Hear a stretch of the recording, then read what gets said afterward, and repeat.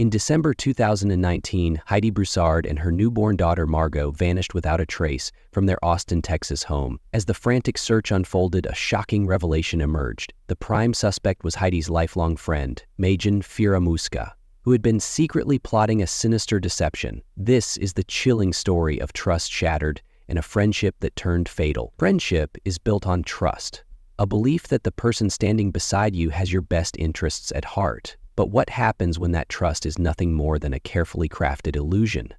This is the story of Heidi Broussard and Magen Firamuska, two women whose friendship spanned over 20 years until one of them committed the ultimate betrayal.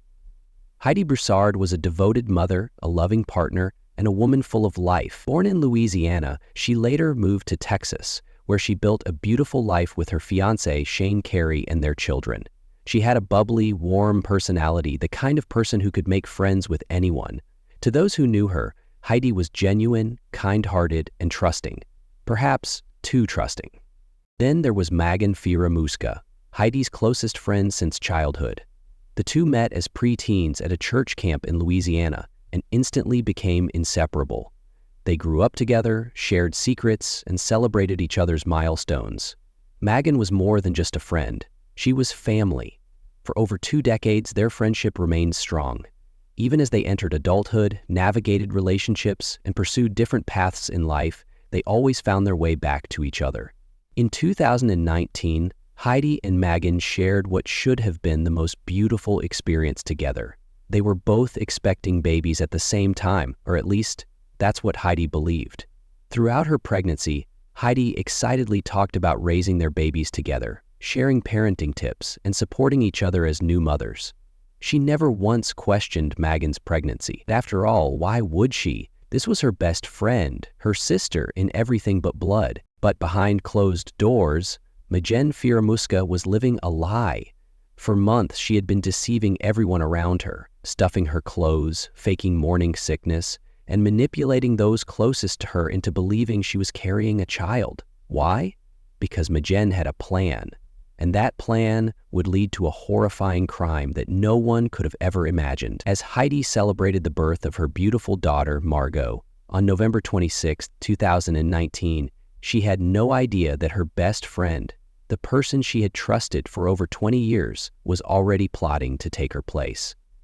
Just 2 weeks later, on a seemingly normal December morning, Heidi Broussard would step out of her apartment for the last time, and the events that would follow would reveal a twisted, unthinkable betrayal, one that would leave a family shattered and a community in shock.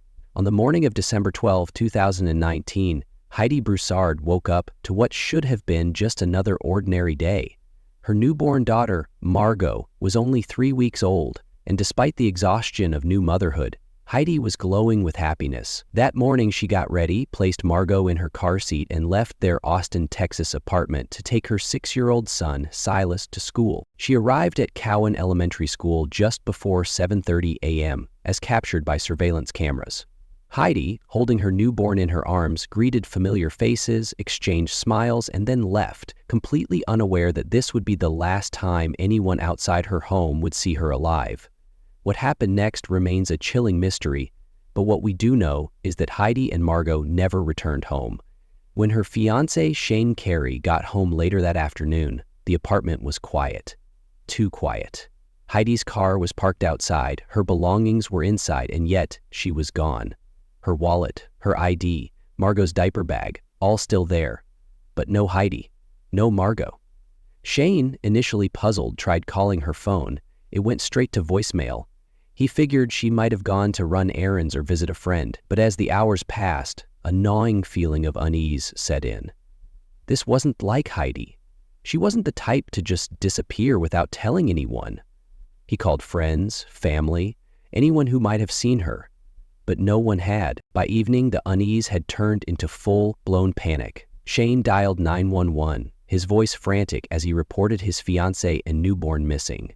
Police arrived at the apartment, searching for any clues, but there were no signs of a struggle, no forced entry, no blood. Nothing seemed out of place, except for the fact that a mother and her child had vanished into thin air. Authorities moved quickly. An official missing persons report was filed, and within 24 hours, news of Heidi and Margot's disappearance spread like wildfire across Austin. Flyers went up, friends and family took to social media pleading for any information. Local news stations broadcasted their pictures, urging anyone who had seen them to come forward. The community, shaken and desperate for answers, joined in the search. Among those most vocal in their concern was Magan Firamuska, Heidi's longtime best friend. Magan and Heidi had been close for years, practically inseparable. They had shared their pregnancies together, even discussing baby names and due dates. Magan had told everyone she was expecting a baby of her own. Now, in Heidi's absence, Magan seemed devastated. She told reporters how much she loved Heidi, how she couldn't believe this was happening. When a mother and her newborn vanish without a trace, the first hours are crucial. In Austin, Texas, authorities scrambled to find 33-year-old Heidi Broussard and her baby, Margot. But as search teams scoured neighborhoods, desperate to bring them home, investigators began noticing something unsettling. Small inconsistencies, strange behaviors, and a friend who seemed a little too involved. The Austin Police Department, joined by the FBI and Texas Rangers, worked tirelessly. They combed through surveillance footage, analyzed cell phone pings, and conducted dozens of interviews with friends, family, and even strangers who might have seen something. The media covered the story relentlessly, urging the public to call in tips. But with each passing day, hope dimmed. Where could a mother and her infant go without a single trace? And then a crucial lead surfaced, one that turned this case from a missing persons investigation into something far darker. Investigators revisited an early interview with Magan Firamuska, Heidi's longtime best friend, a woman who had been by her side through every stage of her pregnancy. Magan had been visibly emotional when speaking with reporters and authorities, pleading for Heidi's safe return. But something was off. When detectives reviewed phone records, they found a shocking inconsistency. Heidi's phone had last pinged near Magan's home in Houston, nearly 150 miles from where she was last seen in Austin. Suspicion intensified. Magan claimed she had given birth just days before Heidi's disappearance. She told friends and even her boyfriend that she had a new baby, but strangely, no one had seen her pregnant in recent weeks. The pieces of the puzzle weren't fitting together. Detectives dug deeper, obtaining search warrants for Magan's home and car, and when they arrived at her residence on December 19, 2019, the case took a horrifying turn. Parked outside was a car eerily familiar to investigators, one matching the description of Heidi's vehicle. As they pried open the trunk, a nightmare unfolded. Inside, they found a body. It was Heidi Broussard. The betrayal was incomprehensible. The friend Heidi had trusted with her life had been the very person who ended it. But the most chilling part? Inside Magan's home, unharmed and oblivious to the horror surrounding her, was Margot. The baby Magan had stolen to pass off as her own. What investigators would uncover next would reveal an even more sinister plot, one that had been in motion for months. A friendship built on trust had turned into an obsession, and that obsession led to cold-blooded murder. Magan Firamuska had spent months weaving an elaborate lie, one that would ultimately end in murder. She had told everyone she was pregnant, her belly growing alongside her best friend, Heidi Broussard, who was genuinely expecting. They had been inseparable for over a decade, celebrating milestones together, sharing secrets, and navigating life's twists and turns. But what no one knew was that Magan wasn't carrying a child at all, and she was willing to kill to keep up the illusion. In the days leading up to Heidi's murder, Magan's deception began to spiral out of control. She wasn't just pretending to be pregnant. She was crafting an entire new life, one that revolved around a stolen baby. She decorated a nursery, told her boyfriend Christopher Green that she was about to give birth, and even faked contractions to sell the story. But there was one problem. She needed a baby, and not just any baby. She had set her sights on Heidi's newborn daughter, Margot. On December 12, 2019, the day started like any other for Heidi. She had just dropped off her older son at school and returned home with Margot, only a few weeks old, blissfully unaware that her closest friend had been planning her murder for months. Magan arrived at Heidi's apartment that morning under the pretense of celebrating the baby's arrival. But what was supposed to be a joyful visit soon turned into a nightmare. Inside Heidi's apartment, something went terribly wrong. Investigators believe that as Heidi turned her back, Magen struck. Using a dog leash, she strangled Heidi with calculated precision, cutting off her air supply until she fell lifeless to the floor. This wasn't an act of impulse, it was premeditated, deliberate. She then stuffed Heidi's body into the trunk of her own car, parked just outside, all while baby Margot lay unaware in the same apartment where her mother had just been murdered. It was February 2023 when Magen Firamuska finally stood before a Travis County judge, facing the devastating consequences of her heinous actions.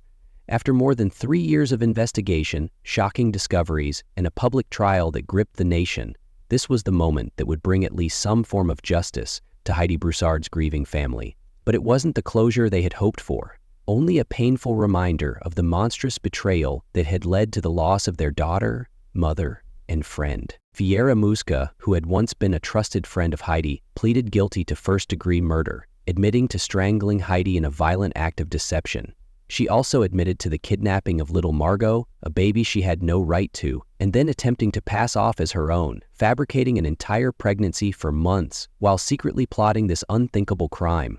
It was a moment of truth that shocked everyone in the courtroom, especially considering the coldness of her action. By agreeing to the plea deal, Magen Firamuska avoided a potentially drawn-out trial, but at a great cost. She now faced a sentence of 55 years in prison. The agreement ensured that she would forgo any future appeal and immediately accept responsibility for her role in the deaths of her friend and the trauma inflicted on an innocent child. It was a resolution that brought some comfort to the Broussard family, who had endured years of anguish over the tragic events that had forever changed their lives. During the legal proceedings, a powerful statement was made by Judge Selena Alvarenga. She looked directly at Firamuska and said, "There is no sentence that could ever undo the pain that you've caused. A life was lost, a family torn apart, and a community left in disbelief." The words cut deep, acknowledging that no matter the length of the sentence, the void left in the hearts of Heidi's family could never be filled. As the courtroom proceedings continued, a somber silence fell over Heidi's mother, Tammy Broussard, who had attended the hearing. With tears in her eyes, she addressed the court, describing the love and warmth her daughter had brought into her life and the lives of everyone who knew her. She spoke of the unimaginable pain of losing a daughter in such a violent and senseless way. "I'll never hold her again," she said quietly, the weight of the loss pressing down on every word. The audience could feel the raw grief emanating from her, and it was a stark reminder that no matter the legal outcome, the pain of this loss was everlasting. Though Magen Firamuska's guilty plea brought a sense of finality to the case, it was clear that justice could never truly erase the deep scars left behind. Heidi's family would forever carry the burden of her untimely death, and Margot, who would grow up without the mother who loved her, would have to bear the heavy weight of knowing her biological mother was the one who took that life away. The court case also drew attention to the eerie and twisted deception that Magen had carried out for months before the tragic event. Her friends, Heidi's family, even medical professionals, none suspected that the woman who was supposedly pregnant, who showed off a growing belly and attended baby showers, was faking it all. It wasn't just a story of murder. It was a chilling portrayal of a person willing to deceive everyone around her for something as disturbing as motherhood. And it was the type of betrayal that would haunt the Broussard family for years to come. This case will always serve as a haunting reminder of how a close friend, someone trusted and loved, can hide a dark, twisted side that leads to unimaginable acts. It is a story of a woman who had everything, yet chose to destroy the very bonds that were supposed to support her. And as the gavel came down in February 2023, sealing Magen Firamuska's fate for the next 55 years, it didn't bring back Heidi or heal the wounds of Margot. It only confirmed that, in the end, justice was a necessary but incomplete answer to a crime that will forever echo in the hearts of those left behind. The aftermath of Heidi Broussard's murder was nothing short of a living nightmare for her family, friends, and the entire community. As the tragic details unfolded, those closest to Heidi were forced to come to terms with the most unimaginable betrayal. A friend they trusted for years, someone who shared in their happiest moments, had now stolen the most precious thing in their lives, the life of a mother and the innocence of a child. For Heidi's family, the pain of losing her was compounded by the horror of knowing that it wasn't some faceless stranger who had taken her life. It was someone they had invited into their home, someone they thought they knew. Heidi's parents, who had always treated Megan as a part of the family, struggled to comprehend the betrayal. Her mother, who had lovingly watched Megan grow close to Heidi over the years, recalled how she had even comforted Megan when she experienced personal difficulties, but now that trust felt like a cruel joke. Heidi's father, on the other hand, was left to wrestle with the anger of knowing that his daughter had died in the hands of someone who pretended to be a close friend. The grief was unbearable, but mixed with it was a searing rage. A rage that could never fully be vented because no words could ever fully convey the depth of this treachery. The community of Austin, Texas was equally shaken. They had watched as Heidi's family fought desperately to find her, as strangers and loved ones scoured the streets and shared flyers in the hopes of a miracle. When the truth came to light, it felt as though the very fabric of trust had been torn apart. Heidi was a well-loved woman, someone who was adored by those who knew her. And no one could understand how someone could be so evil in their planning, especially when the motive seemed so bizarre. What made this case all the more heart-wrenching was the presence of baby Margot. The infant who had been ripped from her mother's arms was found safe, but the trauma she would carry in her young life was undeniable. In a case that was so full of betrayal, the one silver lining was that Margot was unharmed physically. Yet, how could anyone ever quantify the emotional scars she would carry? Megan had been pretending to be pregnant, fooling everyone, including Heidi. She'd gone to great lengths to create a fake life, a life she used to justify her crime and to manipulate those around her. It was unfathomable that someone could go so far as to strangle her supposed best friend to take her child, only to then pose as the mother. Megan's arrest was one thing, but the sheer magnitude of what had been taken was impossible to fully grasp. Heidi's life, taken in a moment of blind rage, and Margot's future forever changed, were the ultimate cost of this crime. In the wake of this devastating loss, Heidi's family and friends came together to support each other through the unbearable grief. But the story of the baby who had been kidnapped by her mother's murderer didn't just end with the arrest. There would be no simple return to normalcy. Baby Margot would be raised without her mother, a gaping hole in her life that no one could fill. She was taken from her mother, and though she would eventually return to the loving arms of her father, the pain of that separation could never be fully erased. In the years to come, Margot would have to carry this story, her story, as part of her life. A young girl who never had the chance to know her mother, whose life would forever be marked by that loss. The love and support of her father and the extended family, however, would provide a foundation for her to build her future. But this tragedy would cast a shadow over everything. As for Megan Fieramusca, her sentencing brought a sense of justice, but it would never bring closure to Heidi's family. Megan was convicted in 2023, pled guilty to capital murder and kidnapping, and was sentenced to 55 years in prison. In her final moments in court, Megan seemed to show no remorse, no real recognition of the pain she had caused. It was a cold, calculated crime that she had carried out without blinking, as though she was playing a twisted game with no understanding of the real lives she was shattering. Heidi's family, though, still spoke of their daughter with love, as they remembered her as a kind-hearted soul, a devoted mother, and a loyal friend, qualities Megan could never possess. The media attention surrounding the case only amplified the trauma. The world watched as this seemingly perfect friendship collapsed into an unforgivable act of violence. Interviews with detectives, family members, and even Megan's past associates painted a portrait of a woman who was manipulative, desperate, and cold. For those who had known her for years, this revelation was an impossibility to process. How had they missed the warning signs? The public reaction was one of outrage and disbelief. A deep sense of betrayal permeated every aspect of the case.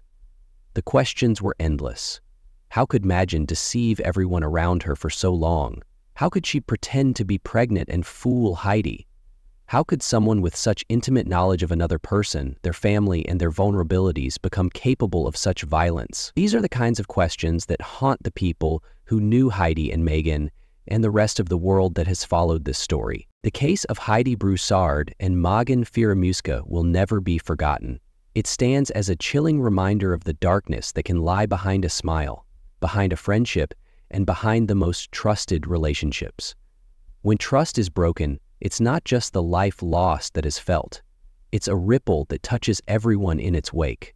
Though justice was served in the courtroom, the emotional scars for both Heidi's family and the community remain. Megan's cold-hearted crime changed the lives of everyone involved, and no sentence, no amount of time behind bars can ever bring back what was stolen that fateful December.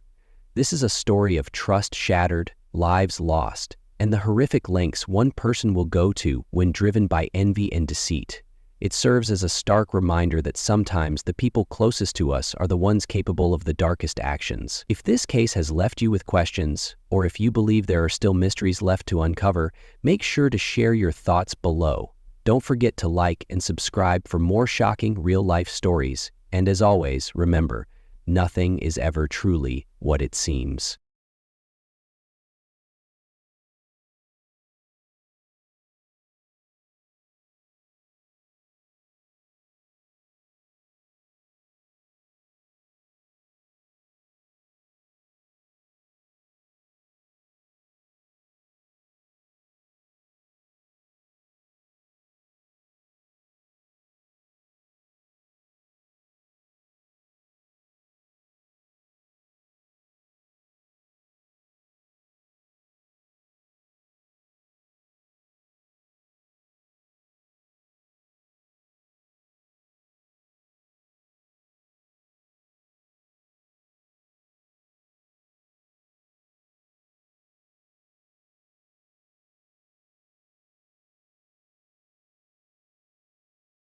In the early hours of September 19, 2019, 21-year-old Keely Bunker walked through the quiet streets of Tamworth, Staffordshire, accompanied by her childhood friend Wesley Streety.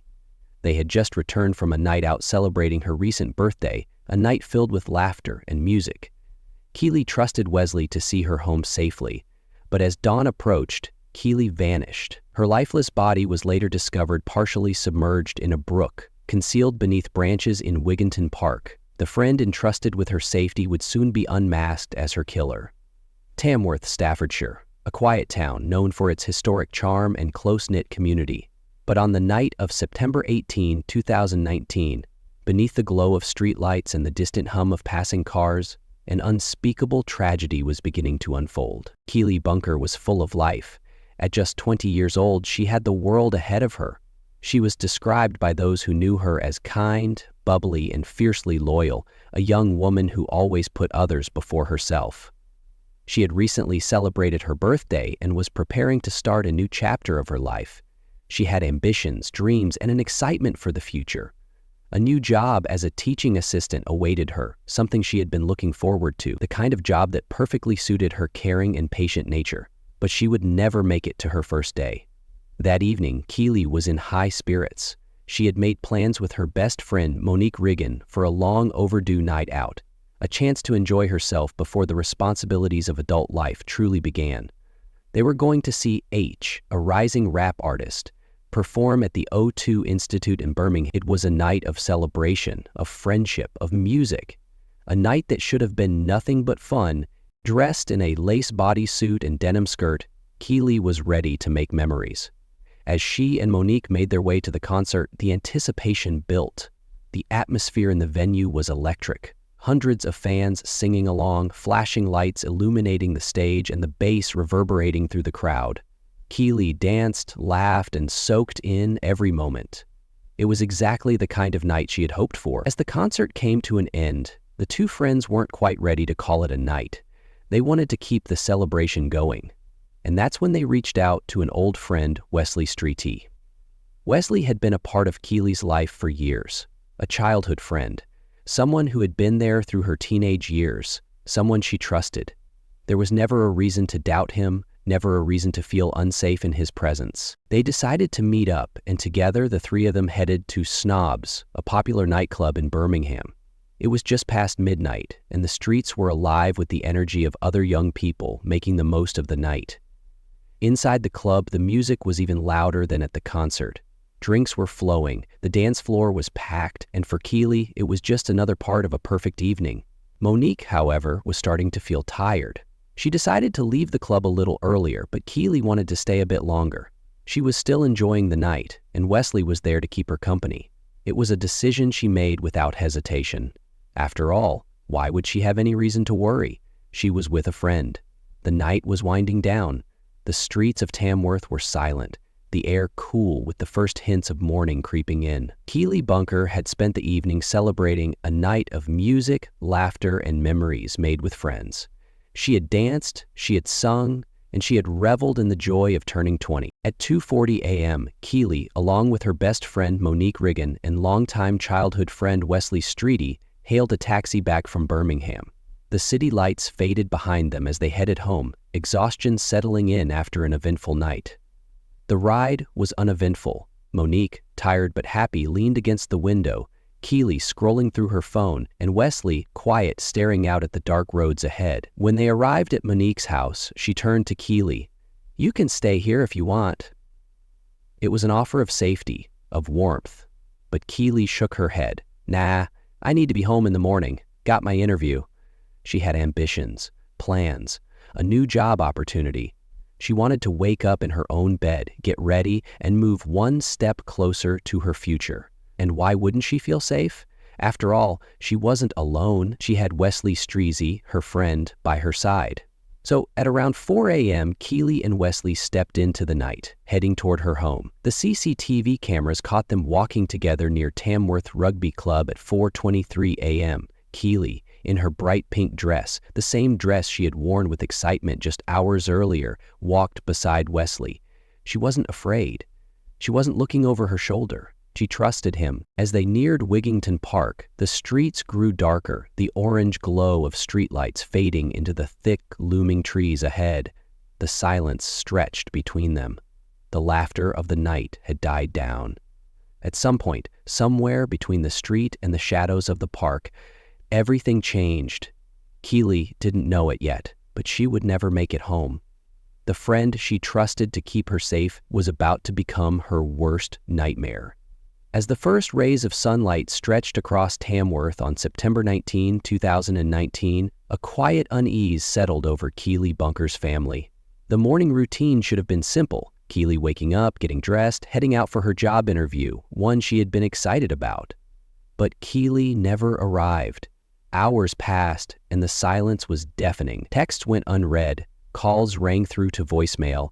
At first, there were rational explanations. Maybe she overslept. Maybe her phone had died. But by midday, those explanations no longer felt possible. Something was wrong. Keely wasn't someone who would simply disappear. She was responsible, reliable. Her friends described her as someone who always looked out for others, the kind of person who checked in if she knew you were upset. And now no one could reach her. Her parents, Christopher and Debbie Bunker, felt a rising panic. They retraced every step she should have taken that morning. Her bed, untouched. Her belongings exactly where she had left them the night before. Keely had never made it home. By evening, the unease turned into full-blown fear. This wasn't just a case of a young woman staying out longer than expected. Keely was missing. Her father, heart-pounding, called the Staffordshire police and reported his daughter's disappearance. Within hours, friends and family spread the word.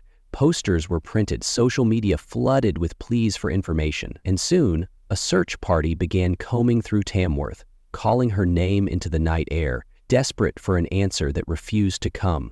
One of those searching was Wesley Streety, Keely's childhood friend, the last known person to have seen her alive. He stood alongside the others, concerned, confused, offering to help in any way he could. He told police that after a night out, he had walked Keely part of the way home. He insisted that he had left her near a telephone box at the junction of Macefield Drive and Wordsworth Avenue. From there, she had supposedly continued on alone. She was fine, he told officers. I don't know what happened after that. At first, his story made sense. Keely had only a short distance left to walk.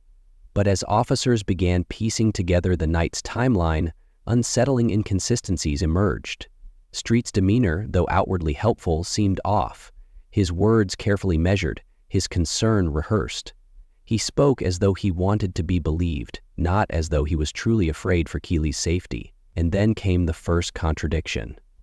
A piece of CCTV footage, one that should have placed Keely exactly where Wesley had said he left her, never existed. There was no sign of Keely walking alone that night. The community pushed forward, refusing to slow down the search. They combed through streets, checked alleyways, knocked on doors.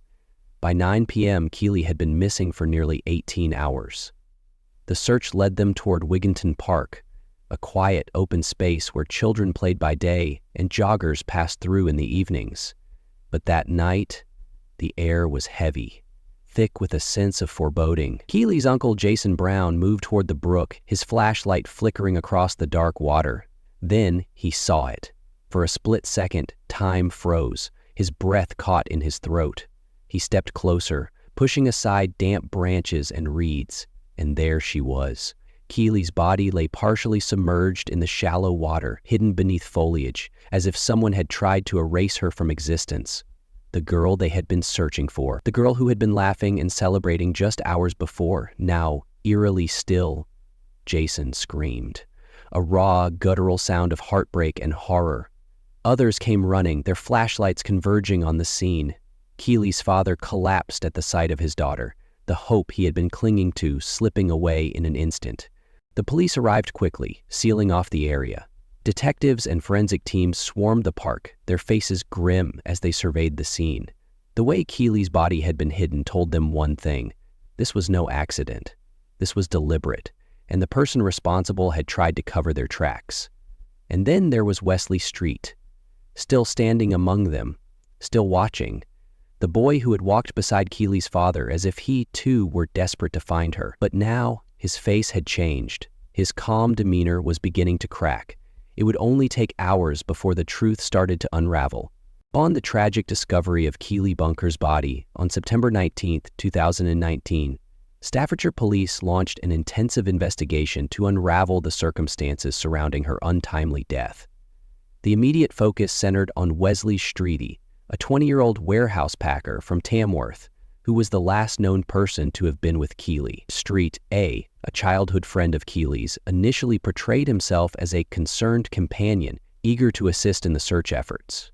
He provided a detailed account to both Keely's family and the authorities, stating that after leaving Monique Riggins' house around 4 a.m., he and Keely walked together until they reached a telephone box at the junction of Macefield Drive and Wordsworth Avenue. There, according to Streety, they parted ways, with Keely continuing alone towards her home. To substantiate his account, Streety accompanied officers on a drive to illustrate the route they purportedly took, pointing out the exact location where they allegedly separated. However, as investigators delved deeper, inconsistencies began to surface. Streety exhibited reluctance when asked to surrender his mobile phone for examination. Raising suspicions about his narrative, the investigative team employed a multifaceted approach, combining technological analysis, forensic science, and traditional detective work to piece together the events of that fateful night. Specialists conducted a thorough examination of Streety's mobile phone data, which contradicted his initial statements. The analysis revealed that instead of heading directly home after allegedly parting ways with Keely, Street's movements diverted towards Wigginton Park, the location where Keely's body was later discovered. This deviation from his claimed route cast significant doubt on his version of events. Investigators meticulously reviewed surveillance footage from various locations in Tamworth. Crucially, CCTV captured Keely and Streety walking together near Tamworth Rugby Club at approximately 4:23 a.m., well beyond the point where Street claimed they had separated. This evidence not only undermined his account, but also placed them in close proximity to Wigginton Park during the critical time frame. The search teams recovered Keely's rucksack a short distance from Tamworth Rugby Club, along with Street's bank card, found between the rugby club and the location of Keely's body. Additionally, Street's jacket discovered in the park was heavily stained on the lower parts of both sleeves with makeup consistent with the type Keely was wearing that night. A post-mortem examination revealed the presence of Street's DNA on Keely's body, leading to charges of rape in addition to murder. The autopsy further indicated that Keely had died from strangulation, with injuries suggesting a violent struggle. Confronted with mounting evidence, Street's narrative evolved multiple times. He first denied any involvement beyond walking Keely partway home. Upon discovery of inconsistencies, Street claimed that Keely had fallen and fatally injured herself during playful activity. Later, he alleged that they had engaged in consensual sexual activity in the park, during which he accidentally strangled her by placing his arm around her neck. He admitted to panicking and concealing her body in the brook, returning multiple times to cover her with branches. Throughout the investigation, Streety's shifting accounts and attempts to mislead authorities not only hindered the search for truth, but also deepened the anguish experienced by Keely's family and friends. His actions underscored a profound betrayal of trust, culminating in a senseless act of violence against someone who had considered him a friend. The comprehensive and meticulous investigative efforts ultimately dismantled Street's fabrications, leading to his conviction and ensuring justice for Keely Bunker. The courtroom was filled with a palpable tension as the trial of Wesley Street commenced at Stafford Crown Court in August 2020. The 20-year-old stood accused of the rape and murder of his childhood friend, Keely Bunker, a case that had sent shockwaves through the community of Tamworth, Staffordshire. The prosecution, led by Jacob Hallam QC, presented a meticulously constructed case, highlighting the sequence of events and the evidence that pointed unequivocally to Streety's guilt. Inconsistent accounts. Initially, Street claimed that he and Keely had parted ways near his home, asserting she continued her journey alone. However, as evidence mounted, he altered his narrative multiple times. Ultimately, he alleged that Keely's death was an accident during consensual sex, a claim the prosecution dismantled as a fabrication. Forensic evidence, a post-mortem examination revealed that Keely had been raped and strangled. Street's DNA was found on her body, and her makeup was discovered on the lower parts of both sleeves of his jacket, which was found in the digital evidence. Expert analysis of Street's mobile phone data contradicted his initial statements. GPS data showed that he did not make his way to the telephone box and then go home. Instead, he went away from his home and into Wigginton Park. CCTV captured Keely and Street E by Tamworth Rugby Club at 4:23 a.m. Street E's mobile phone was in the area where Keely's body was found for about an hour. GPS data showed that the phone was at that location 7 times that day. Prior offenses. The court heard testimonies from 3 other women who accused Street of sexual offenses between 2015 and 2019. In 2015, he raped and sexually assaulted a 16-year-old girl. In 2017, he sexually assaulted a 15-year-old girl. And in 2019, he raped a 20-year-old woman. These accounts established a disturbing pattern of predatory behavior, undermining any notion that Keely's death was accidental. Defense's argument. Street's defense team contended that Keely's death was an unfortunate accident during consensual sex. They argued that panic led him to conceal her body and fabricate his initial accounts. Street claimed that as they walked home that night, they started flirting with each other. He said that Keely began teasing him. He said that it wasn't like touchy type of flirt or anything. It was just looking at each other in a flirtatious way. He claimed that during sex he put his arm around Keely's neck and that was how she died. It was an accident. He admitted he hid her body in the pond and went back 5 further times to cover Keely's body with branches. On August 7, 2020, the courtroom fell silent as Wesley Streety stood to receive his sentence. The young man who had once been Keely Bunker's childhood friend was now a convicted murderer. Life imprisonment. The words echoed through the chamber, a final confirmation of the horror he had inflicted. Judge Mrs. Justice Carr delivered a scathing verdict, condemning Streety's grotesque and senseless crime, stating that Keely had been vulnerable, trusting, and entirely unsuspecting. The judge described his persistent lies, deceit, and lack of remorse, emphasizing the betrayal of trust that had led Keely to her tragic end. Streety would serve a minimum of 30 years before even being considered for parole. For Keely's family, it was justice, but no sentence could undo the pain of losing her. Outside the courtroom, Keely's mother, Deborah Watkins, clutched a framed photograph of her daughter, her voice shaking as she spoke to reporters. "Keely was my little girl. She had her whole life ahead of her. She trusted him. We all did. And he stole everything from her. No sentence will ever be enough." Her words were raw, unfiltered grief, a pain no mother should endure. Keely's father, Christopher Bunker, stood beside her, struggling to find the words. His silence spoke louder than anything. He had been one of the first to search for Keely on that fateful day, never imagining he would never see his daughter alive again. The streets of Tamworth, Staffordshire were lined with mourners in the days following the sentencing. Hundreds gathered in Keely's memory, lighting candles and laying flowers at her favorite park, Wigginton Park, where she was so cruelly discarded. Pink ribbons, Keely's favorite color, were tied to trees, fences, and lampposts, a symbol of love and remembrance. Local resident Lucy Jenkins shared the heartbreak of the town. Tamworth is a close-knit community. We all knew Keely. She was kind, bubbly, full of life. This has shaken us all to the core. We can't believe this happened, and by someone we all trusted. The case resonated beyond the town. Strangers from across the UK and beyond sent messages of condolences, expressing their horror that a young woman could meet such a brutal fate at the hands of a trusted friend. Keely's murder forced a difficult conversation, one that every woman, every parent, and every friend has had to ask themselves. Who can we trust? She wasn't walking home alone that night. She had done everything right, stayed with friends, made sure she had someone to walk with, trusted a person she had known for years.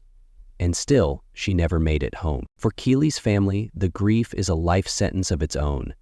Every birthday, every Christmas, every milestone will pass without her. Her mother still keeps her room exactly as she left it, her clothes folded neatly, her favorite perfume untouched on the dresser. Tamworth will never forget Keely Bunker. In the aftermath of the case, there were renewed calls for greater awareness of sexual violence and personal safety. Local authorities increased community safety measures, more street lighting, additional CCTV cameras, and educational programs to help young women recognize red flags in friendships and relationships. Support groups formed for survivors of assault, encouraging them to speak out.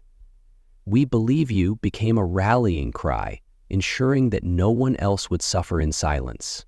Keely's family began working with advocacy groups, pushing for stronger protections against predatory behavior and better resources for victims of sexual violence. Wesley Streety was sentenced to life in prison with a minimum of 30 years. But for Keely's family, no sentence could undo the pain of losing their daughter, their sister, their friend. Keely Bunker had her entire future ahead of her, a new job, dreams of traveling, a life filled with possibilities. Instead, her trusting nature led her into the hands of a predator she had known since childhood. Her murder sent shockwaves through Tamworth, a painful reminder that sometimes danger comes disguised as a friend. Her family now fights to raise awareness, ensuring Keely's story is never forgotten. What do you think? Could anything have been done to prevent this tragedy? Let me know your thoughts in the comments, and if you want to hear about another chilling case where trust was shattered in the most horrifying way, don't forget to like and subscribe for more true crime stories.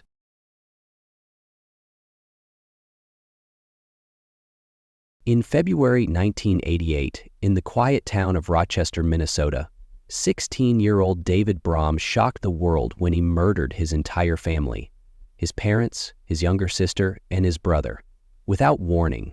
But what caused a teenager to commit such a brutal act of violence? Was it a tragic outburst of anger, or was there something far darker at play? As the truth unfolds, the shocking details of David's life and the twisted moments leading up to the crime will leave you questioning everything.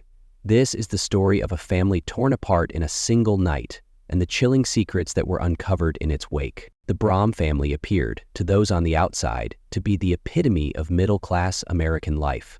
Living in a quiet suburban neighborhood in Rochester, Minnesota, they seemed like any other typical family. Bernard and Paulette Brahm, both in their 40s, were well-known and well-liked in the community. Bernard worked as a laborer at a local factory, where he was regarded as a reliable and hardworking man. Paulette, a stay-at-home mom, spent her days caring for their 4 children and maintaining their home. The Brahms were the kind of family who attended church regularly. Their kids participated in school activities, and they never seemed to be in the public eye for anything other than the usual family matters. They had 4 children: Joe, the eldest, at 18, David, 16, Diane, 13, and Richard, just 11 years old. At first glance, they appeared to be a typical family, each member playing their part in the larger dynamic of suburban life.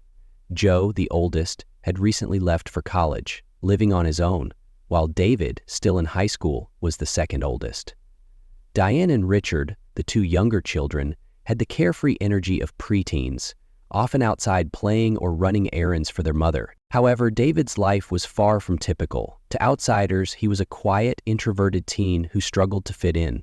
He wasn't the popular kid at school, nor did he have a solid group of friends. His life outside the home seemed to mirror the tension inside the household. He felt out of place everywhere.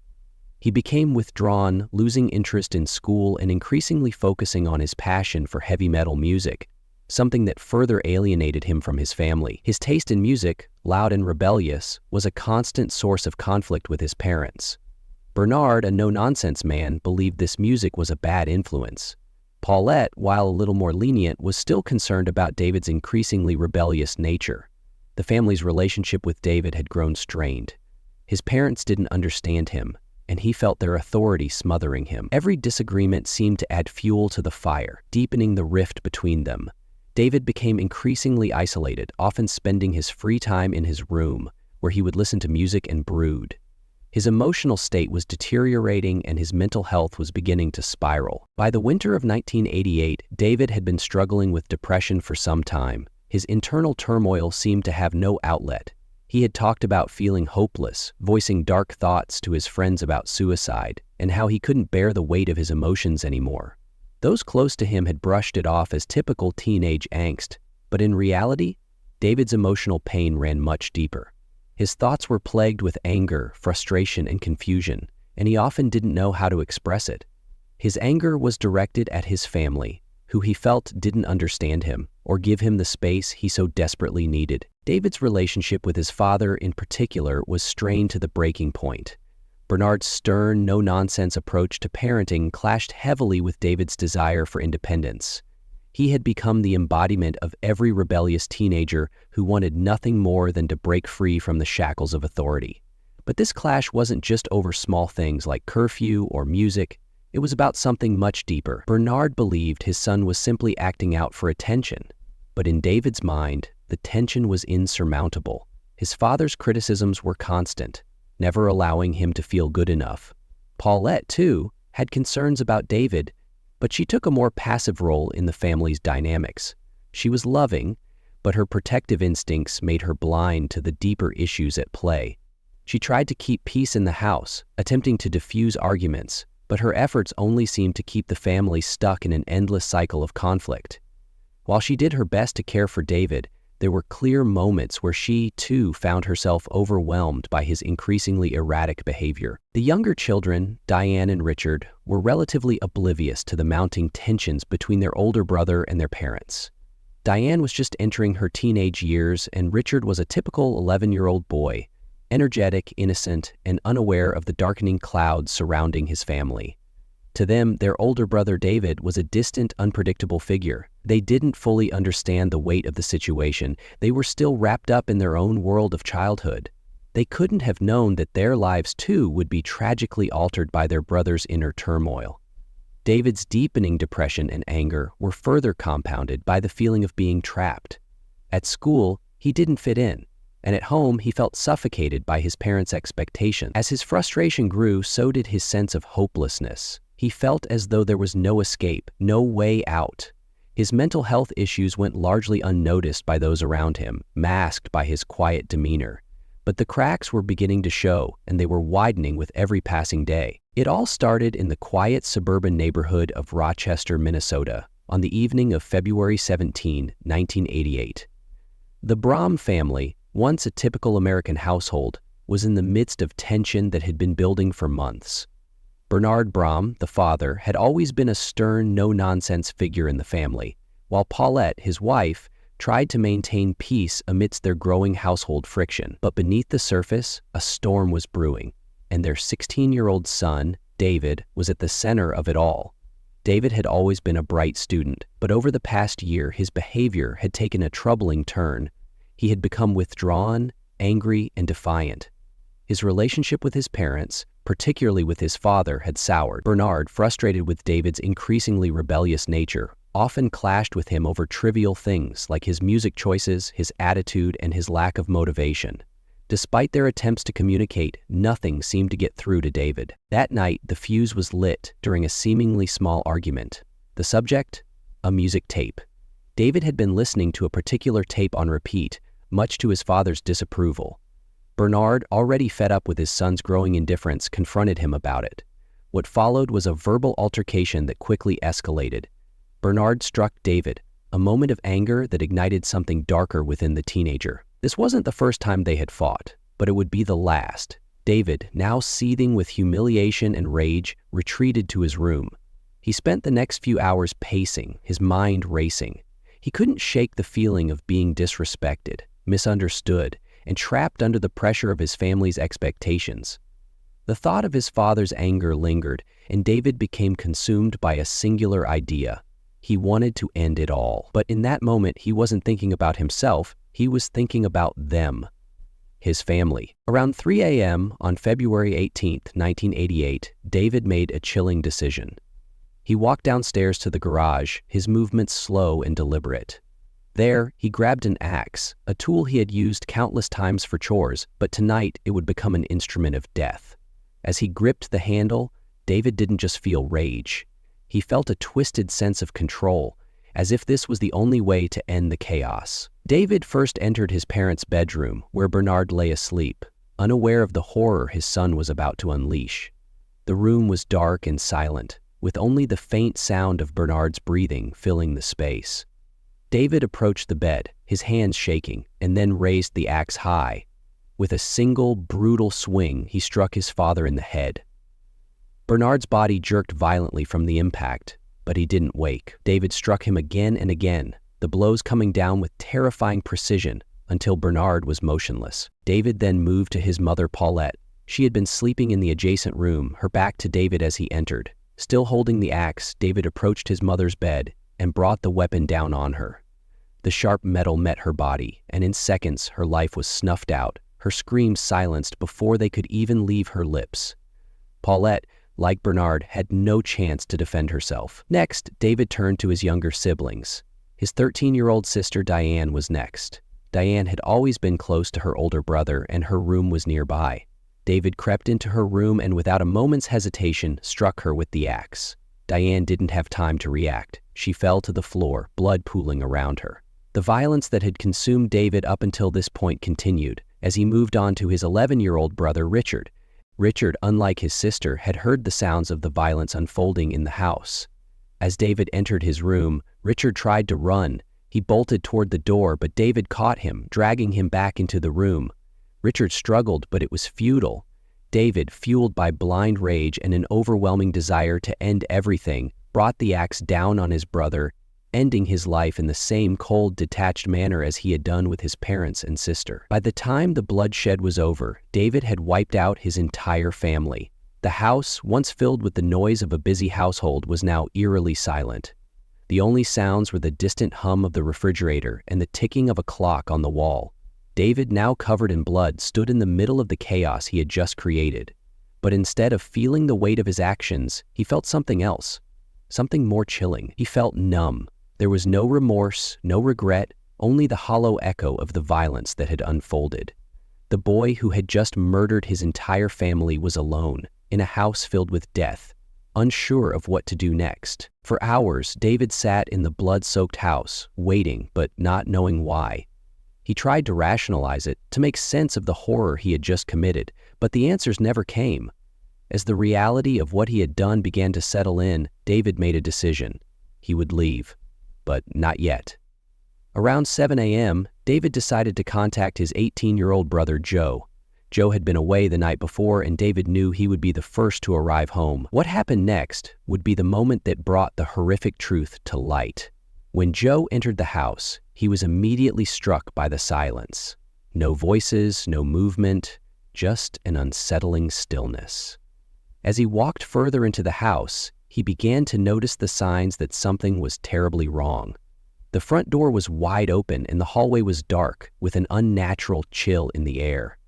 It wasn't until he entered the living room that he saw the unthinkable. His parents, his siblings, his entire family lay dead, blood staining the floors and furniture. In a state of shock and disbelief, Joe ran to a neighbor's house, screaming for help.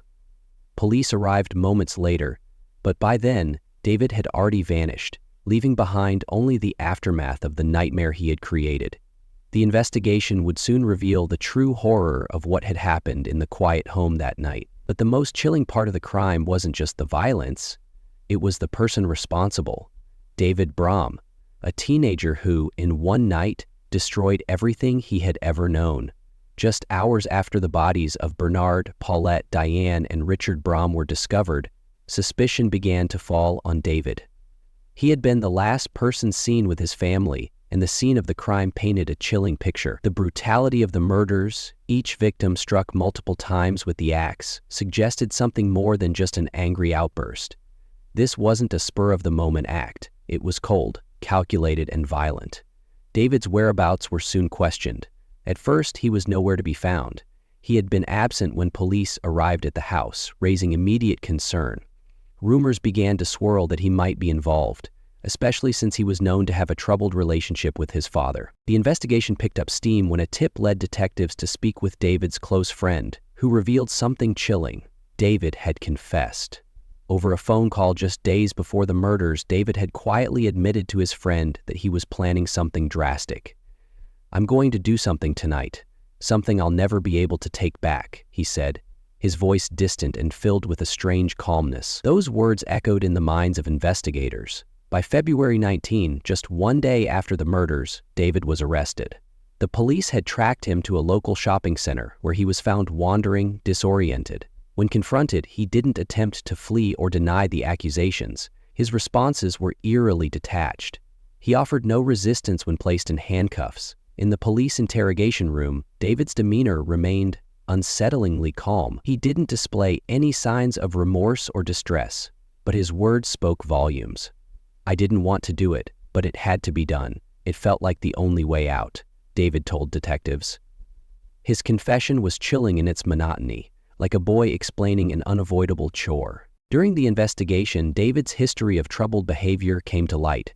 School records revealed a pattern of emotional issues, including depression and violent tendencies. His relationship with his father, in particular, had been strained for years. David often felt belittled and neglected, overshadowed by his father's strict expectations. The night before the murders, an argument had erupted between David and Bernard over trivial matters, but it had been the last straw. That night, David made the decision that would change everything. As detectives pieced together David's movements, they uncovered a story of inner turmoil and frustration mixed with an overwhelming desire for escape. But even with this information, one question remained unanswered. What had driven him to murder his entire family in such a brutal manner? The trial that followed was nothing short of a spectacle. With the entire nation watching, David was charged with the brutal murders of his parents, his younger sister, and his brother. The courtroom was tense, with every word spoken carefully scrutinized. From the beginning, it was clear that this wouldn't be just another murder trial. David's age, combined with the chilling nature of the crime, brought the question of his mental state front and center. The prosecution's case was straightforward. David had committed 4 cold-blooded murders. They argued that the crime was premeditated, pointing to the gruesome details that suggested he had planned each step meticulously. They highlighted the choice of weapon, an axe, an instrument typically associated with both power and brutality. They emphasized the nature of the crime, a calculated attack that wiped out an entire family. The prosecution's key argument was David's lack of remorse. From the moment of his arrest, he showed little emotion, offering no explanation for his actions other than a brief confession to a friend, which was later used as critical evidence. There were no tears, no regret, and no indication that he understood the gravity of what he had done. His calmness suggested a chilling detachment from the violence he had inflicted. David's defense, however, was determined to show that the teenager who had killed his family was not fully responsible for his actions. They argued that David was suffering from severe mental illness at the time of the murders, a result of years of emotional trauma and depression. His defense team brought forth evidence that David had been struggling with mental health issues for most of his life. He had been in and out of therapy, and there were documented signs of depression, isolation, and even suicidal thoughts. David had, in fact, attempted suicide just months before the killings, a cry for help that was tragically ignored. His attorneys claimed that the teenager had reached a breaking point, unable to cope with the emotional turmoil that had been building for years. According to his defense, David's relationship with his father, Bernard Brahm, had been strained for as long as he could remember. Bernard, a strict and demanding father, had imposed high expectations on his children, particularly David. The pressure to meet these expectations, combined with the constant tension in the household, created a perfect storm for David's mental breakdown. His defense argued that when the argument over the music escalated on the night of the murders, it triggered something far darker within him. The attack, they said, was not a planned act of violence but a moment of uncontrollable rage, an explosion of pent-up frustration and pain. Yet the prosecution was not so convinced. They painted a very different picture of David Braum, a teenager who, despite his emotional struggles, was still capable of understanding the consequences of his actions. They pointed out that David had taken the time to plan the murders, choosing the weapon, executing the killings, and then attempting to cover his tracks. He even disposed of the axe, knowing it would be crucial evidence. David had then sat in silence as his family lay dead in their own home. This, the prosecution argued, wasn't a crime of passion. It was a cold, calculated act.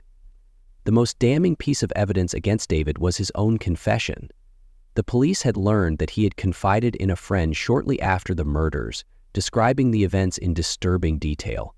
His calm and collected recounting of the killings was chilling. He showed no signs of fear, no remorse, just a matter-of-fact description of the violence he had unleashed. This confession, combined with the evidence presented by the prosecution, made it difficult for the defense to make their case for insanity. As the trial wore on, the emotional toll on the community was undeniable. The residents of Rochester were in shock. The Braum family had been well known in the area, and their loss was felt deeply. But the question remained, how could this have happened?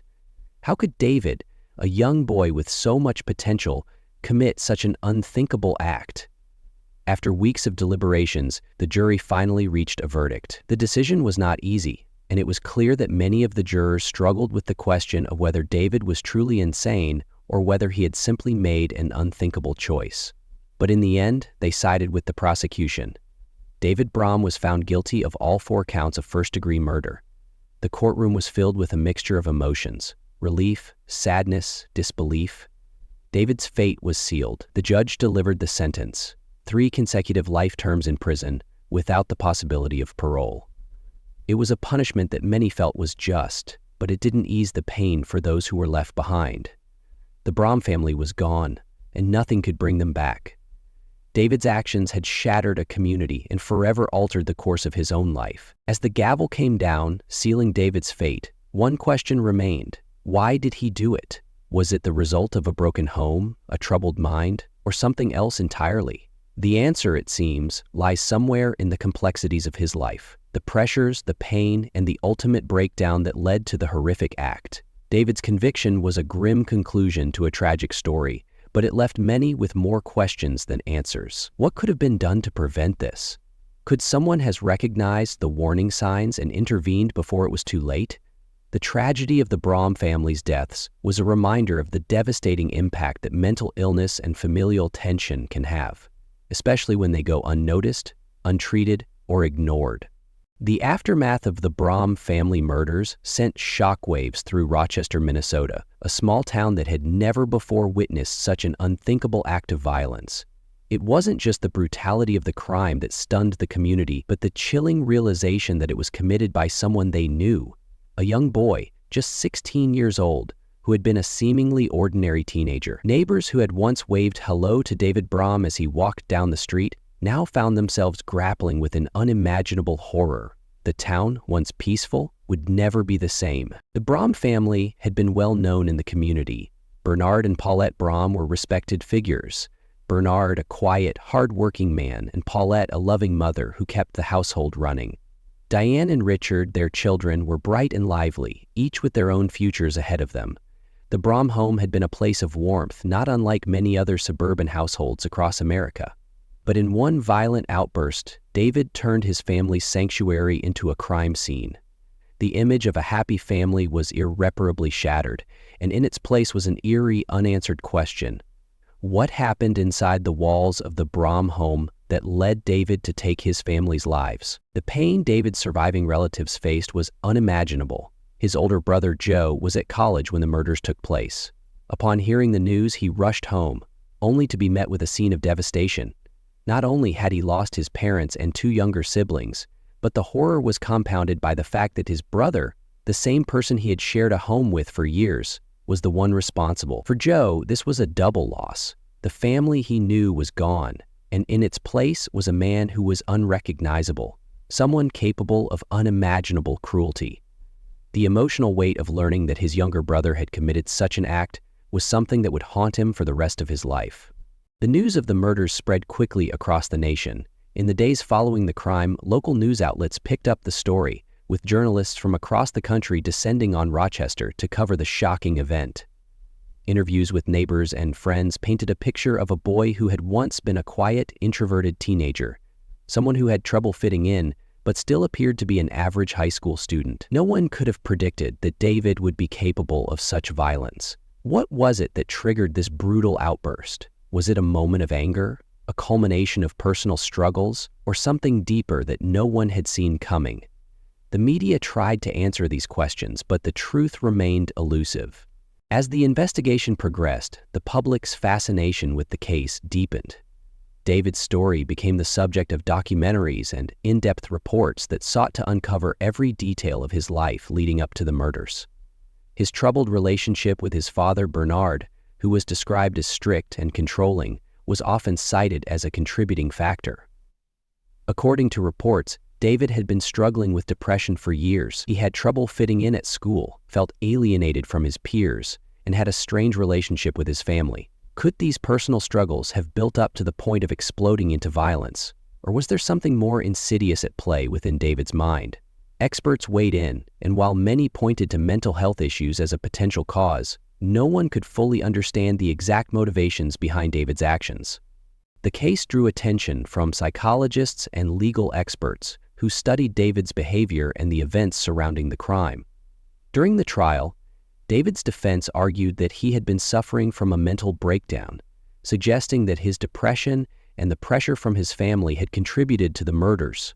They emphasized that David had not been in his right mind when he killed his family. This defense of insanity was hotly contested by the prosecution, who argued that David had premeditated the murders. They pointed to the brutal, methodical way he attacked his family with an axe, suggesting that this was not a spur-of-the-moment crime, but rather an act of cold-blooded calculation. The trial lasted for months, with both sides presenting their arguments in front of a captivated public.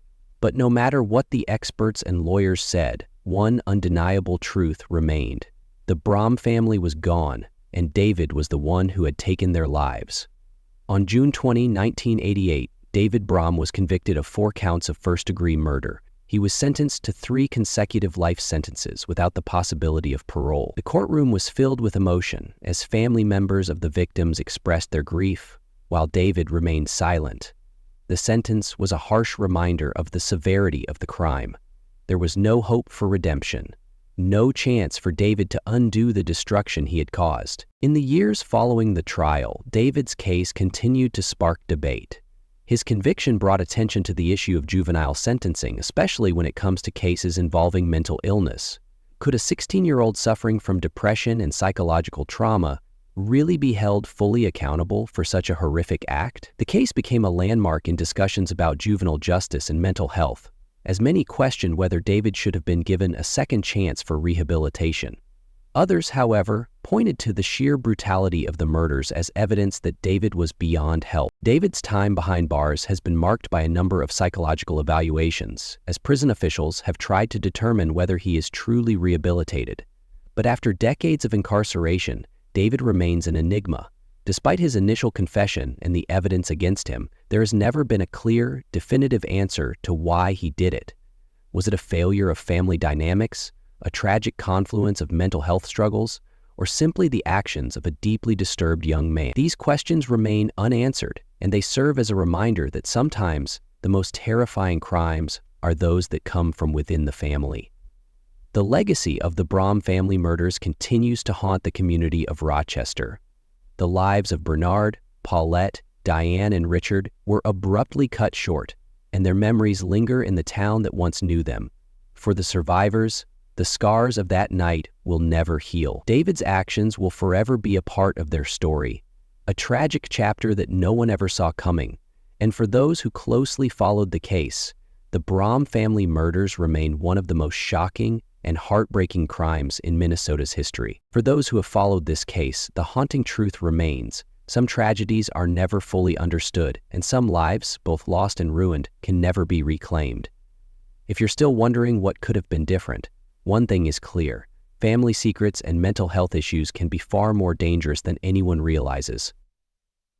What do you think? Let us know your thoughts in the comments. And if you want more stories like this, make sure to subscribe and stay with us for more true crime investigations. A young family, a quiet town, a crime so brutal it left seasoned detectives shaken. Keith Dardeen was a devoted husband and father, but one night he and his family were found brutally murdered. When police finally entered their home, what they found defied all logic. A blood-soaked crime scene, a brutality that seemed personal yet utterly unexplainable. And the most horrifying detail? The killer wasn't finished. Decades later, no clear suspect, no solid leads, only fear, unanswered questions, and a warning: if this could happen to the Dardeens, it could happen to anyone. Who would do this, and why? The truth remains buried, but tonight we're uncovering every chilling detail. It was the kind of small-town life most people dream of. Enna, Illinois, a quiet rural town where nothing ever seemed out of the ordinary. Keith and Elaine Dardeen were the heart of their community. They were loved, they were respected, and they were devoted to each other and their family. Together, they had built a life. Their son Peter had just turned 4, and their baby girl, barely a month old, was the light of their lives. Keith, a hard-working truck driver, and Elaine, a homemaker, had dreams of something more, something bigger. They were making plans to move out of Enna, to leave behind the crime that had begun creeping into their once safe neighborhood. They wanted to start fresh, a new place, a new chapter, but those plans would never come to fruition. It was November 18, 1987, an ordinary Wednesday morning in the small town of Enna, Illinois. But for the Dardeen family, this would be a day that marked the beginning of their tragic and brutal end. Keith Dardeen, a 28-year-old truck driver, had always been a model of dependability. A hard-working father of 2 with a baby on the way, he had a steady job, a loving wife named Elaine, and 2 young children. Peter, his 3-year-old son, and a newborn daughter. He was known as a family man, involved in his community and his local church. His routine was predictable, so when Keith didn't show up for work that morning, it immediately set off alarm bells. His co-workers, surprised by his sudden absence, called his home several times but got no answer. This was unusual, even for Keith. It didn't take long before the concerns turned into something more. One of his colleagues, growing increasingly worried, made the decision to contact the authorities. When the police arrived, they were met with an eerie calm. The Dardeen home was quiet, too quiet, and there were no signs of a struggle, no obvious explanation for why Keith hadn't come in. The front door was locked, just as it always had been, with no sign of forced entry, but the moment the police stepped inside, they would soon realize that everything about this case would defy their understanding. Inside the house, the scene was as horrific as it was perplexing. There, in the living room, lay the bodies of Elaine and her 2 children. Elaine had been savagely beaten to death, her face bruised and unrecognizable, while little Peter was found lying beside her. His body was lifeless, showing the same signs of brutal violence.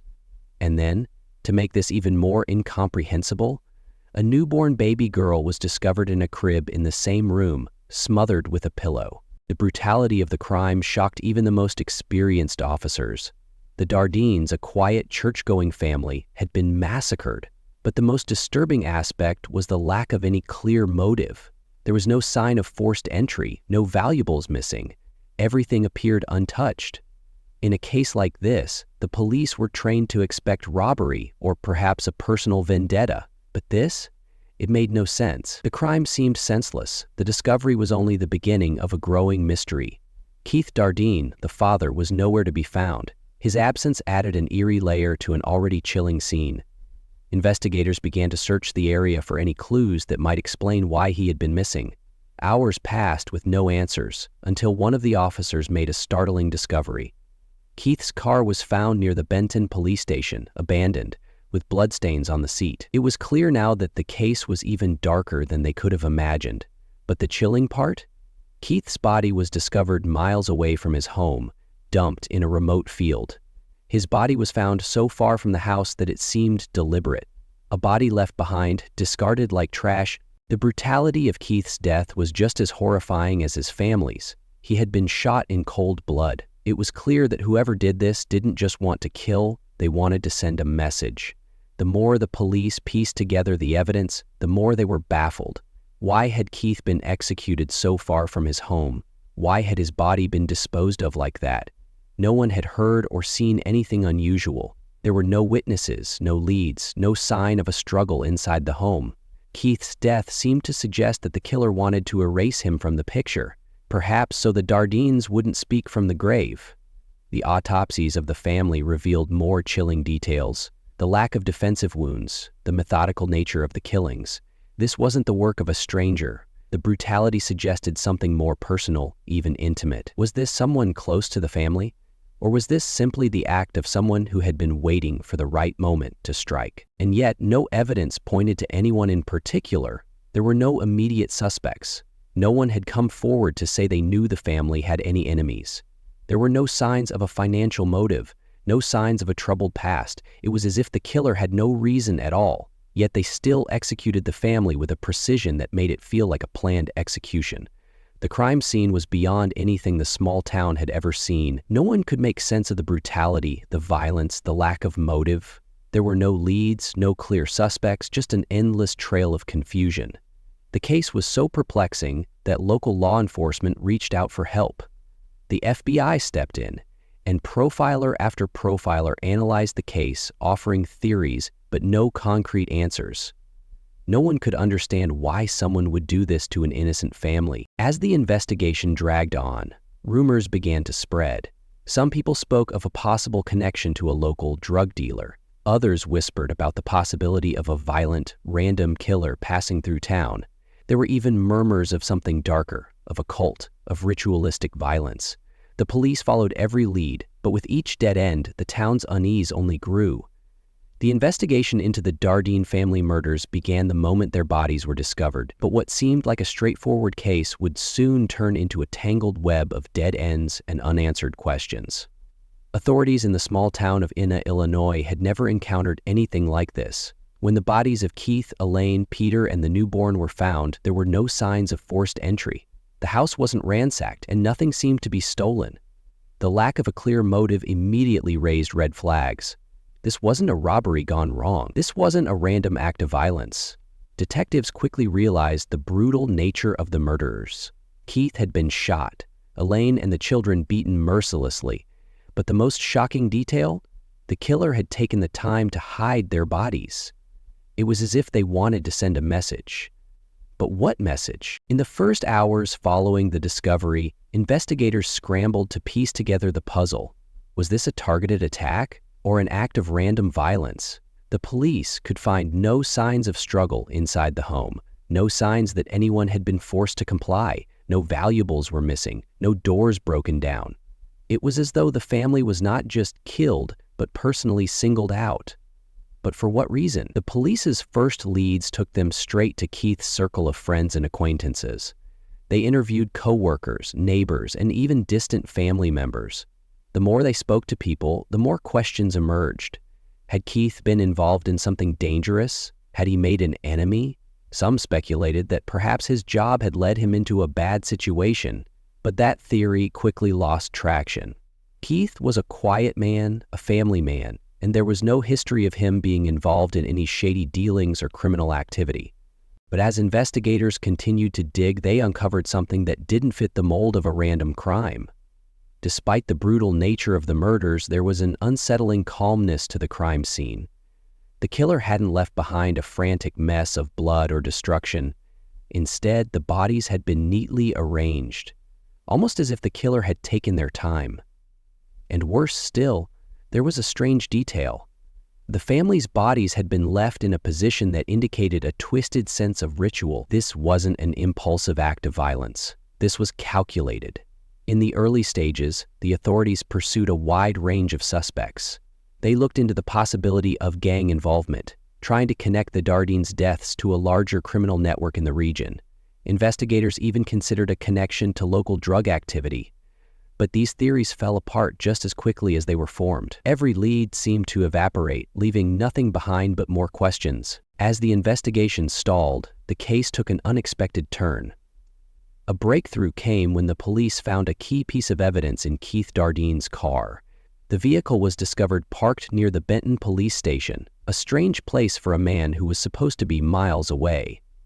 Inside the car were signs of blood, and detectives quickly realized that Keith's body had been dumped after being shot, but it was the absence of any other physical evidence that threw them off. A pattern began to emerge. It seemed as if the Dardenes were not killed at random, but with an intimate knowledge of their habits and routines. It was almost as if the killer had been watching them, waiting for the right moment to strike. The slaughter of the Dardene family is more than a brutal crime. It's a mystery that refuses to be solved. A crime so violent, so inexplicable that even seasoned detectives struggled to comprehend what they were looking at. With no clear motive, no known enemies, and a scene that defied all logic, theories began to form. Some make sense, others stretch the boundaries of believability. But one thing is certain, somewhere out there, someone knows the truth. In 2000, more than a decade after the Dardene murders, an unexpected name emerged: Tommy Lynn Sells, a drifter, a serial killer with a known appetite for chaos. He was already behind bars, convicted of other gruesome crimes. But then, he made a stunning claim: "I did it." Sells confessed to murdering Keith, Elaine, Peter, and the newborn baby. He described the crime in graphic detail, how he gained entry, what he used to kill them, the state of the bodies when he left. His confession sent shockwaves through investigators, but there was a problem. Some of his details were wrong. Tommy Lynn Sells was a pathological liar. He had a habit of inserting himself into crimes he didn't commit, either to inflate his reputation or to delay his execution by keeping law enforcement engaged in investigations. While he did describe some aspects of the case correctly, other parts of his story didn't align with the actual crime scene. He got certain timelines wrong, details about the family's belongings didn't match, and his version of how he entered the home didn't add up. But here's the most chilling part. Sells never recanted his confession. Even when faced with inconsistencies, even when his execution loomed, he held on to the claim that he was the killer. Was he truly the man responsible for wiping out the Dardene family? Or was he just another killer desperate for the spotlight? The late 1980s was a time of paranoia. Satanic panic was sweeping across America. Stories of cults sacrificing victims, committing unspeakable acts in the name of dark rituals, were spreading like wildfire. When the Dardene murders were revealed in their horrifying detail, the whispers began. This wasn't random. This was a ritual killing. A cult must be behind this. The extreme brutality, the overkill, and the targeting of an entire family fueled speculation that Keith had somehow crossed paths with the wrong people. Some believed he had refused an invitation to join a secret group, and this was their revenge. Others pointed to the fact that Elaine gave birth during the attack, a grotesque and tragic detail that led some to believe this was a planned, ceremonial event. But as terrifying as the theory was, it lacked one crucial thing: evidence. Investigators never found any links to a cult. No strange symbols, no ritualistic markings, no evidence of an organized group operating in the area.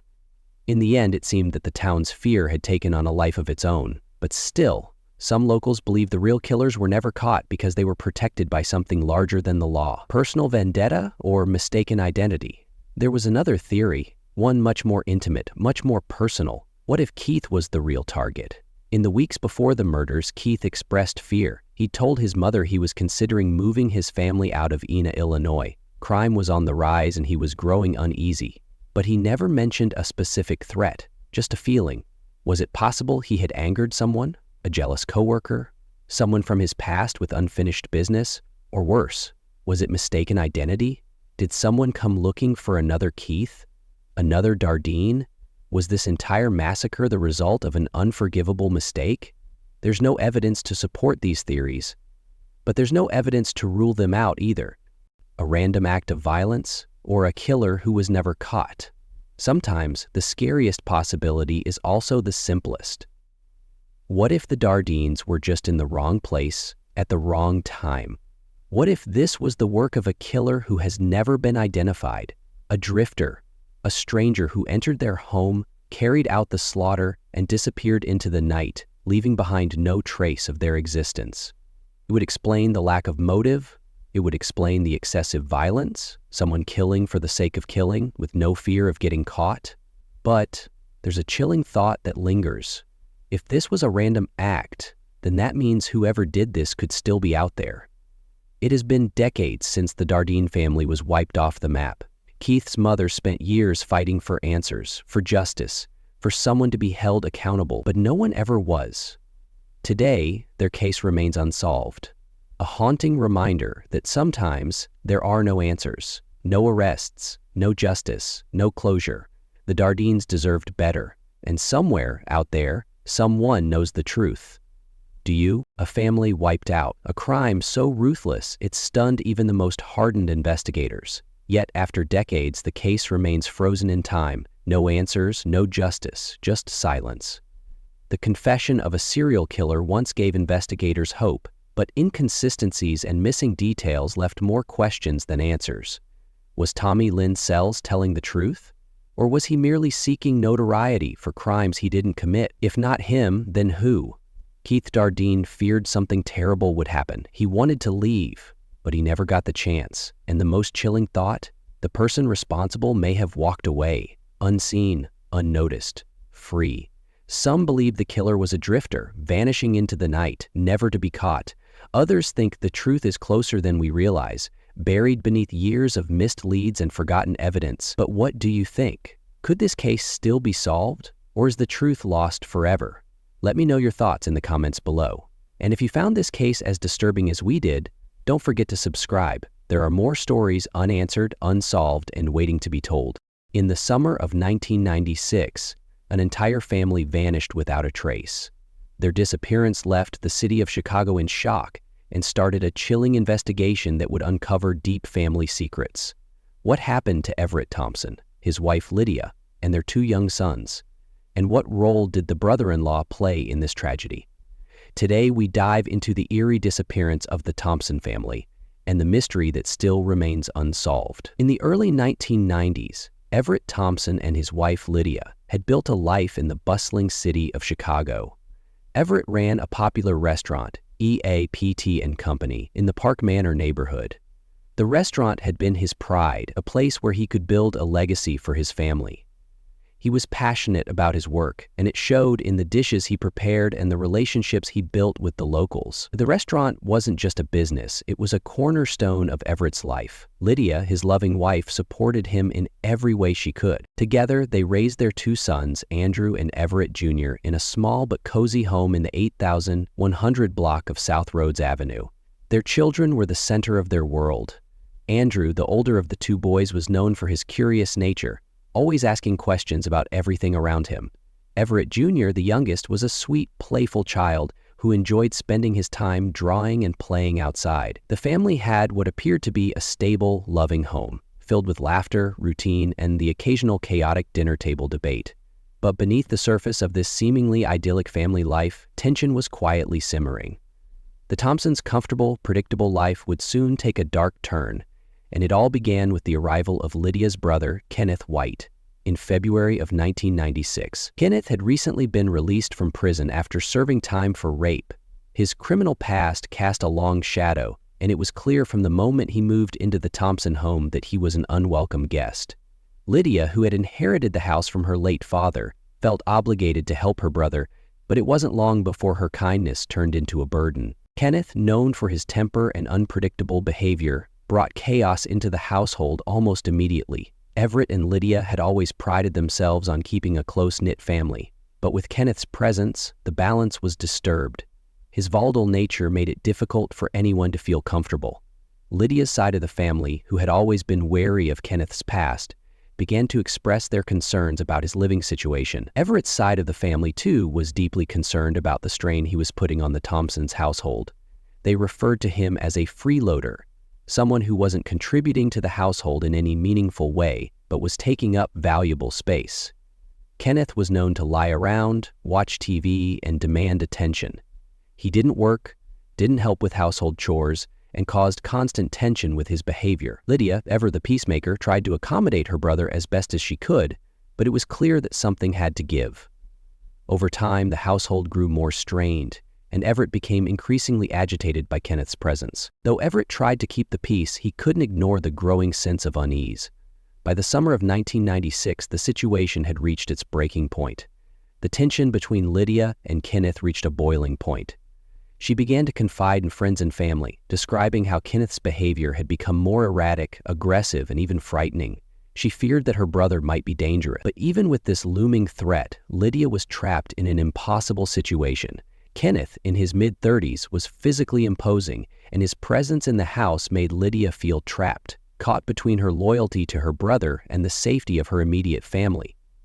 That afternoon, Kenneth's anger boiled over. The argument, which had been simmering for days, finally exploded. Without warning, Kenneth grabbed an axe from the garage and began chasing Lydia through the house. Desperate, Lydia picked up the phone and dialed 911. Her voice was panicked, trembling with fear as she begged the operator for help. "He's going to kill me," she screamed, the sound of Kenneth yelling and pounding in the background. When the police arrived, the scene was chaotic. Lydia had locked herself in a bedroom, visibly terrified but miraculously unharmed. Kenneth, however, was oddly calm. He claimed everything was fine, that there had been no real danger. He shrugged it off as just a misunderstanding and seemed to downplay the whole situation. The officers, seeing no visible injuries and hearing Kenneth's casual explanations, made the controversial decision not to arrest him. They told the family to sort things out privately and left, assuming the worst had passed. But for Lydia, this was far from over. The violence she had just experienced was a wake-up call. Her worst fears about Kenneth had finally come to life. She knew she couldn't live like this anymore. She had already confided in Everett about her growing concerns, but now things were at a tipping point. Kenneth's behavior was unpredictable, and the axe incident was a sign that he was capable of much more than just threats. That night, Lydia was emotionally shattered. She and Everett discussed the terrifying event. She couldn't stop thinking about what had just happened. Her brother had crossed a line, and this time it was not something she could ignore. She felt a deep fear for her own life, for her children, and for what Kenneth might do next. But no one could have anticipated just how quickly everything would spiral out of control. What seemed like a domestic dispute on the surface would soon escalate into something far darker. The events of July 5th would shock everyone, leading to the family's disappearance in a way that no one could have predicted. The afternoon of July 5, 1996, began like any other for the Thompson family, but it would soon spiral into an unimaginable nightmare.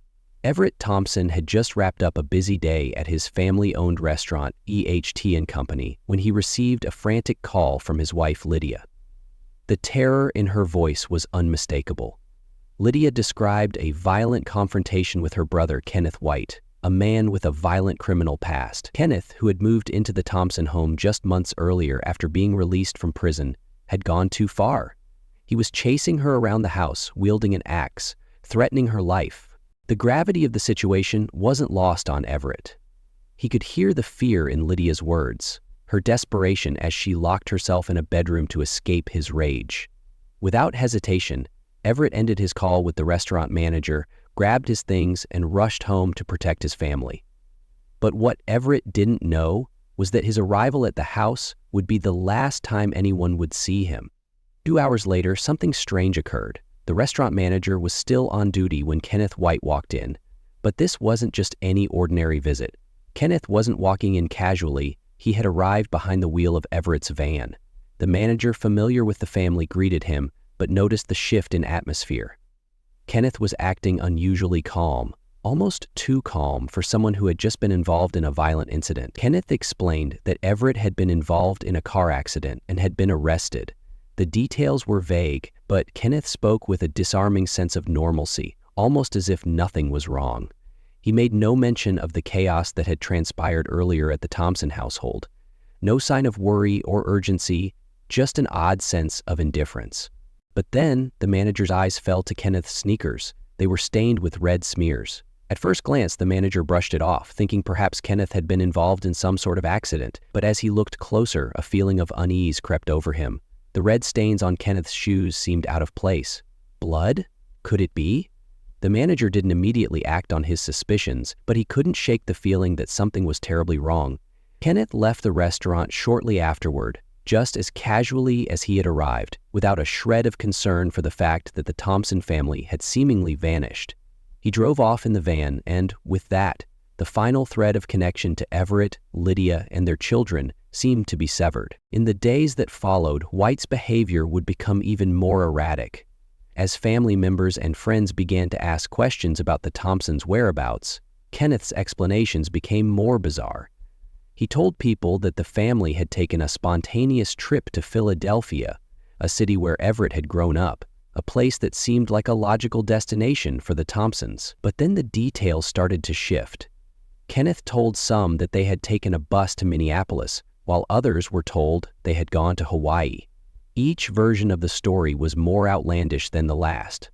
Despite these inconsistencies, Kenneth remained unbothered. His calmness was chilling. There was no panic, no urgency. In fact, he seemed almost relieved to be left alone with the house to himself, as though the sudden disappearance of the Thompsons was merely an inconvenience to him. But the more he spoke, the more it became clear that his story didn't add up. The chilling reality of the Thompson family's disappearance began to set in when their loved ones could no longer reach them. 12 days after Everett, Lydia, and their 2 sons vanished without a trace, their frantic family, especially Everett's parents, contacted the police, urging them to conduct a welfare check on the family. At this point, the disappearance was no longer just an unfortunate situation. It had evolved into a full-fledged mystery. When police arrived at the Thompson home, everything seemed relatively normal on the surface. The house was neat and undisturbed, and Kenneth White, Lydia's brother, was present. He appeared calm, almost too calm, considering the circumstances. He repeated the same story he'd been telling people. The Thompsons had decided to take an unexpected vacation to Philadelphia, and they were currently visiting Everett's parents. His tone was convincing, and to anyone on the outside, his demeanor suggested that there was nothing to worry about. After all, the house was intact, and there were no obvious signs of foul play. So at first, the officers had no reason to question Kenneth's version of events. But something didn't sit right with the officers as they walked away from the house. It wasn't just the conflicting emotions they sensed from Kenneth. It was the gaping holes in his story. The first glaring issue was the absence of the van. If the family had gone on vacation, why had their van been missing? According to Kenneth, they had driven to Philadelphia. But if they had traveled by car, where was the vehicle? Had they flown out instead? And why hadn't anyone seen them board a flight or even purchase tickets? The pieces didn't fit together. Kenneth's odd behavior during the initial investigation raised more suspicion when it was learned that he had continued to offer new versions of the Thompsons' vacation destination. Sometimes he said they were in Philadelphia, sometimes in Minneapolis, and other times he even mentioned a trip to Hawaii. This kind of inconsistency wasn't typical of someone recounting an innocent story. It was the behavior of someone trying to cover their tracks. As the days went on, Kenneth seemed to become more evasive with each retelling of the family's whereabouts, his explanations becoming more erratic and nonsensical. At the same time, a pattern of increasingly suspicious behavior from Kenneth began to emerge. Authorities soon discovered that Kenneth had been forging signatures, specifically Lydia's.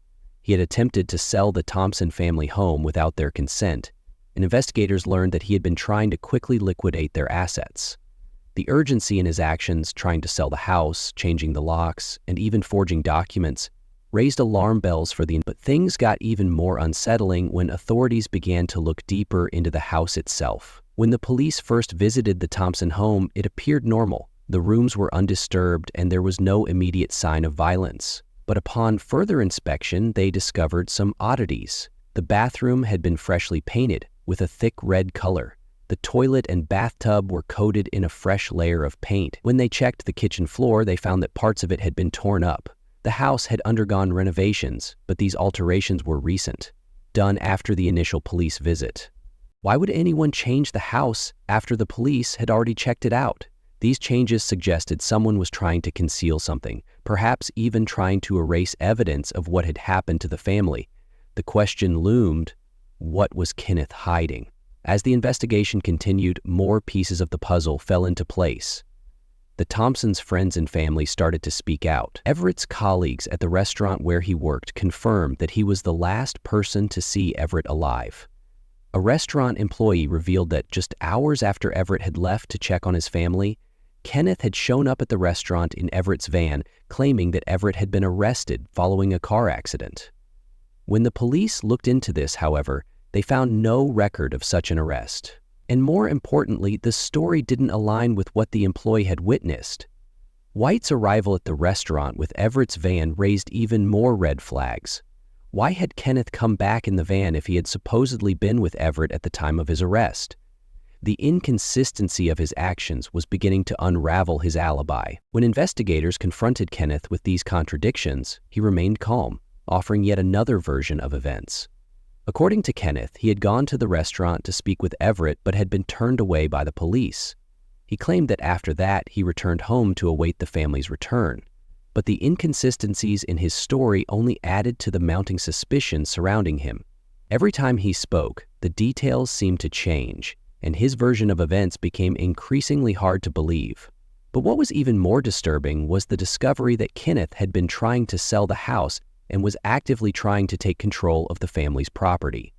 The signatures he had forged were an attempt to sell off the house without the Thompsons' consent, which raised the possibility that Kenneth might have been motivated by greed. Was he looking to take the Thompsons home as his own?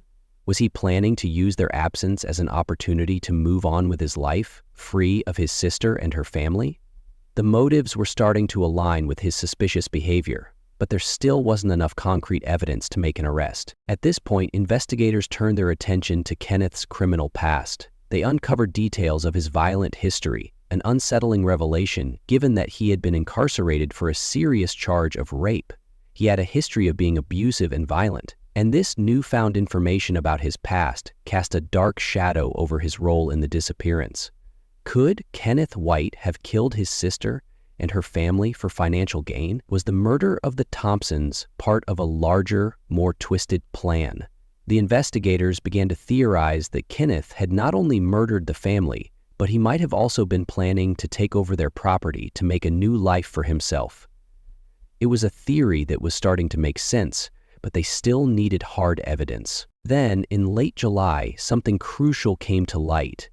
Everett's parents, now desperate for answers, traveled to Chicago to see the police firsthand. They spoke with Everett's colleagues at the restaurant and were led to a crucial discovery.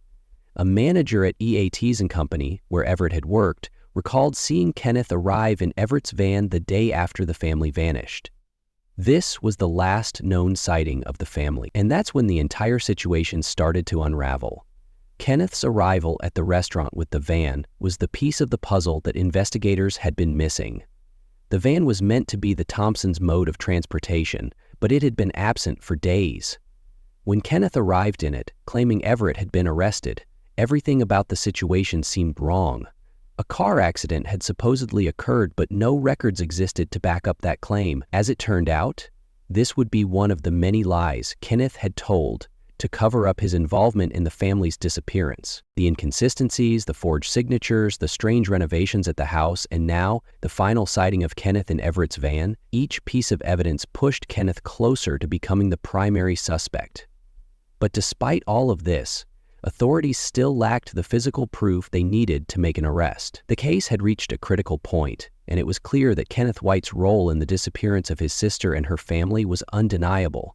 But whether he would ever face justice remained uncertain.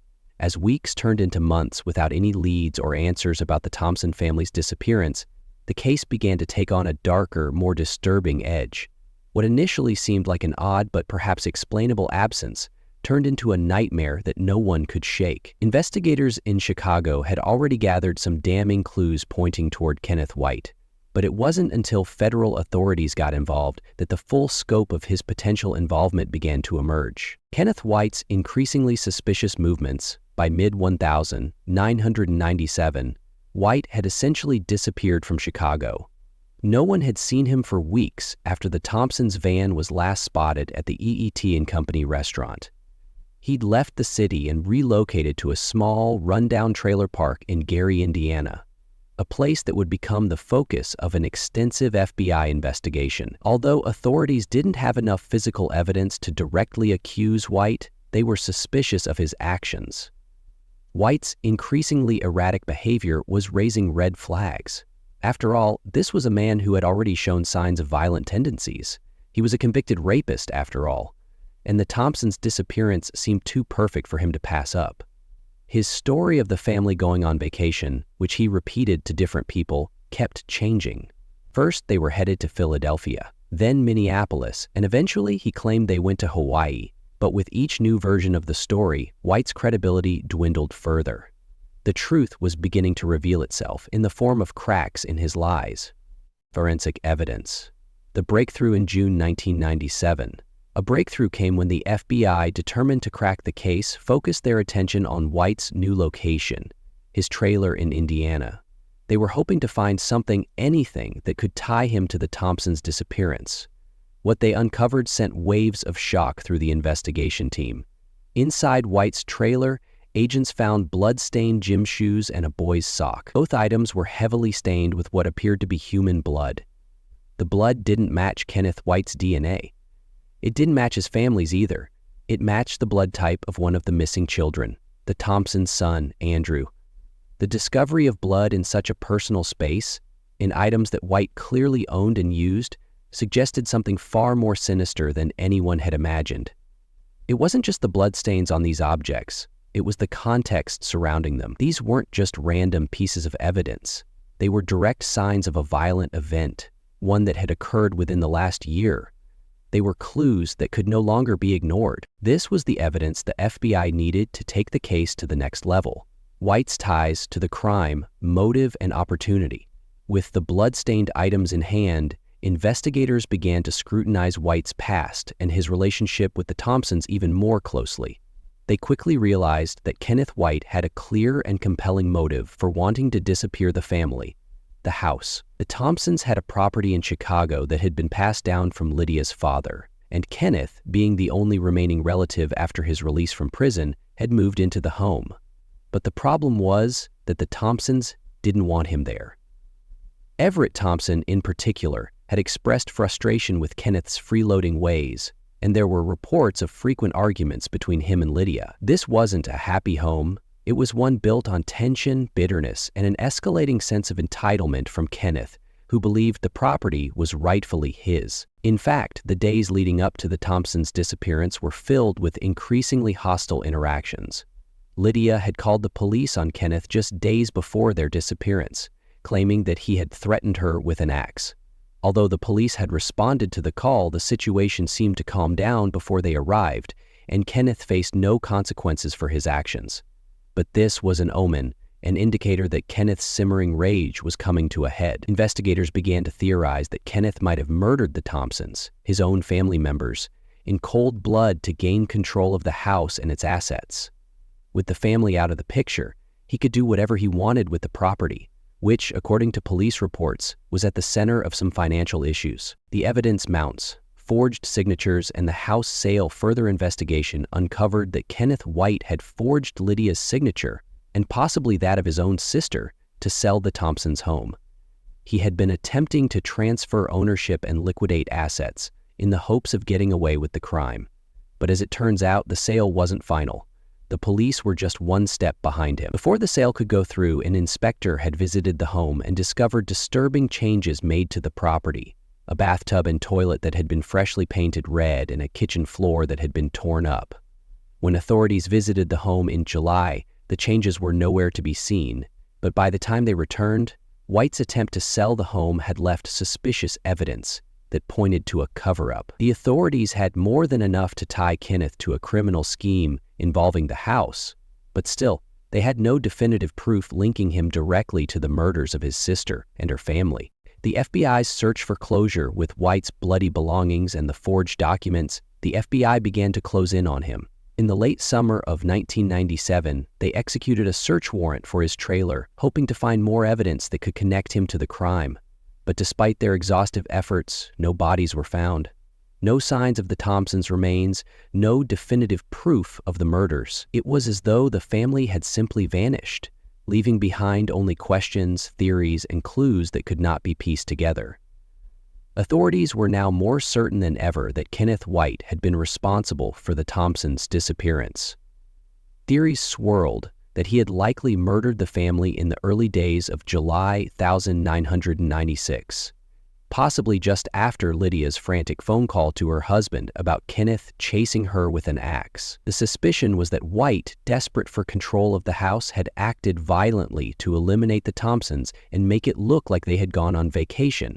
He would later alter his stories, claiming the family was in various locations, but none of it added up. In 1997, the case of the Thompson family's disappearance took a chilling and unexpected turn. Kenneth White, the brother-in-law of Everett Thompson, who had long been the prime suspect in the family's mysterious vanishing, was still at the center of investigators' focus. Despite mounting circumstantial evidence that pointed directly to him, White remained elusive, and the investigation faced numerous setbacks. However, in a devastating twist of fate, it was White's own actions that would lead to his ultimate undoing. By the summer of 1997, the investigation into the Thompsons' disappearance had grown increasingly complex. While the police had amassed an unsettling array of circumstantial evidence that seemed to implicate Kenneth White, they still lacked the smoking gun to definitively link him to the crimes. They had his criminal record, with a history of violence and sexual assault, which made him a prime suspect in the eyes of investigators, but there was still no concrete proof. White's strange behavior and conflicting statements regarding the Thompson family's whereabouts further raised suspicions. He had claimed multiple times that the Thompsons had left for various locations, first to Philadelphia, then to Minneapolis, and even, on occasion, to Hawaii. The more he spoke, the more contradictions appeared in his statements, each one adding fuel to the suspicion that he was hiding something. It wasn't just his words that seemed off. White's actions, too, were deeply concerning. He had been caught forging signatures on legal documents, attempting to sell the Thompsons' house and cash in on their life insurance policies. In the months following their disappearance, White displayed an almost casual attitude toward their vanishing, a behavior that seemed completely at odds with the gravity of the situation. He kept changing his story, each version more implausible than the last. Despite these red flags, investigators still lacked the physical evidence to make a formal arrest. That was until late December of 1997. The investigation took an unexpected, tragic turn that would forever change the trajectory of the case. On Christmas Day of that year, Kenneth White was found dead in a jail cell in Chicago. He had hanged himself. The news sent shockwaves through both the investigation and the local community.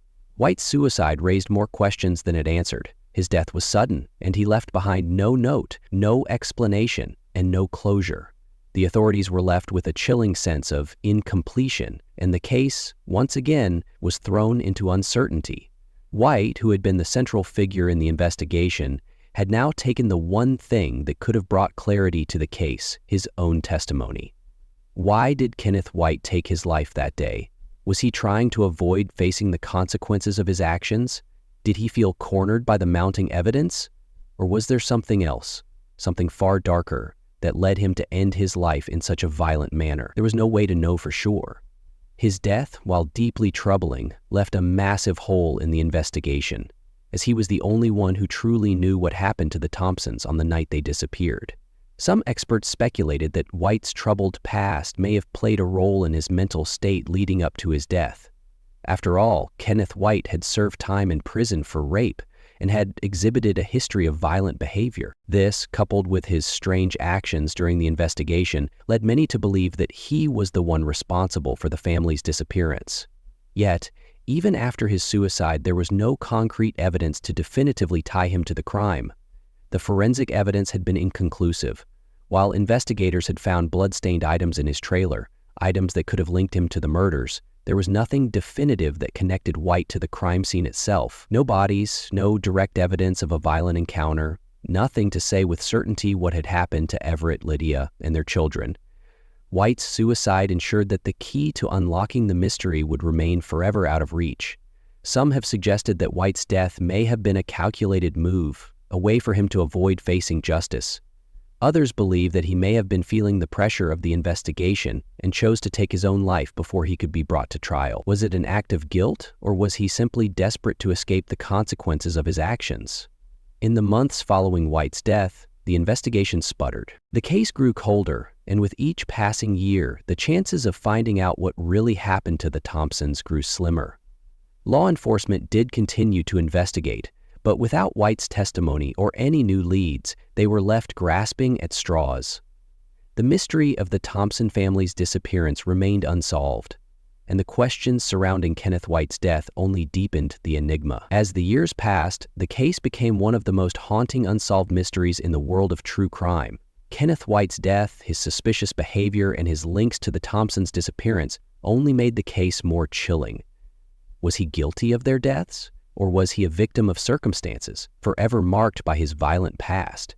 His refusal to speak and the manner of his death left many believing that the truth about what happened that night would never come to light. The disappearance of the Thompsons, paired with the unresolved mystery of White's death, remains a haunting testament to the terrifying possibilities of what can happen when trust is broken within a family. Some believe that Kenneth White had the answers, and perhaps he did. But with his suicide, those answers disappeared, leaving the world to wonder what might have been. As of today, the case remains unsolved. There is no closure, no justice for the Thompson family, and no peace for their loved ones. The chilling disappearance of the Thompsons and the eerie circumstances surrounding Kenneth White's death will continue to linger in the minds of those who follow true crime. The unanswered questions still echo. What truly happened to the Thompsons? And did Kenneth White take the secrets of their disappearance with him to the grave? For many in the true crime community, the case of the Thompson family is a cautionary tale. It highlights the devastating consequences of failing to act on warning signs, the danger of allowing violent offenders to remain unchecked, and the critical errors that can allow a case to slip through the cracks. Could new forensic advancements provide answers? Potentially. If the bloodied items found in Kenneth's trailer still exist, modern DNA testing could yield results that were impossible to obtain in the 1990s. However, without bodies, the likelihood of this case being fully solved remains slim, and with every passing year, the chances of finding physical evidence grow weaker. But despite the lack of resolution, one truth remains undeniable. The Thompson family did not simply disappear. Something happened to them in that house on Rhodes Avenue in July of 1996, and while the evidence may be buried, someone out there may still know the truth. Maybe the home's former owners remember something. Maybe someone in Kenneth White's past heard a confession. Maybe, just maybe, the case isn't as cold as it seemed. Until that day comes, the Thompson family remains an unsettling mystery, a case where justice was delayed, and as a result, justice may have been denied forever. This case remains open. If you have any information, no matter how small, it could bring closure to the Thompson family's loved ones. Contact the Chicago Police Department. And now I turn the question to you. What do you think happened to the Thompsons? Do you believe White acted alone? Could this case still be solved? Drop your theories in the comments below.